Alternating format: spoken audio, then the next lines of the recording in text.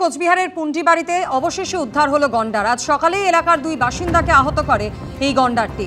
সরাসরি কথা বলে নেব, আমাদের সঙ্গে রয়েছেন প্রতিনিধি শুভেন্দু ভট্টাচার্য। শুভেন্দু, গত 5 দিন ধরে এই গন্ডারটিকে ধরার চেষ্টা চালাচ্ছিলেন বন দপ্তরের আধিকারিকরা, অবশেষে কিভাবে সেটা সম্ভব হলো?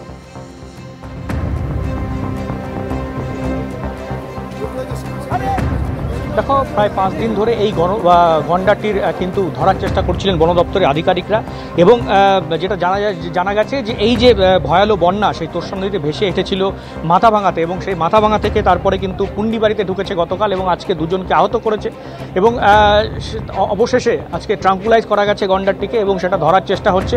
যে বন দপ্তরের আধিকারিকরা কিন্তু, পুলিশ, বন দপ্তরের আধিকারিক যারা ছিলেন তারা কিন্তু গত 5 দিন থেকে এই গন্ডারটির ওপর নজর রাখছিলেন। গন্ডারটি কোথায় যায়, কি করছে, সেই নজরদারিতেই কিন্তু ছিল, কিন্তু তাকে কোনো মতেই তাকে ট্রাঙ্কুলাইজ করা যাচ্ছিল না, তাকে উদ্ধার করা যাচ্ছিল না। অবশেষে আজকে পুন্ডিবাড়িতে, একেবারে পুন্ডিবাড়ি বাজার এলাকার পাশেই কিন্তু গন্ডারটি একটি পুকুরের ধারে সেখানে পাওয়া যায়, সকালে দেখা যায়। এবং বন দপ্তরের আধিকারিক, কর্মী, পুলিশ, দমকল তারা আসে এবং শেষ পর্যন্ত গন্ডারটিকে ট্রাঙ্কুলাইজ করা গেছে। এবং ইতিমধ্যেই পে লোডার নিয়ে আসা হয়েছে, ট্রাক্টর নিয়ে আসা হয়েছে, সেই গন্ডারটিকে উদ্ধার করে যেটা জানা যাচ্ছে জলদাপাড়ায় নিয়ে যাওয়া হবে।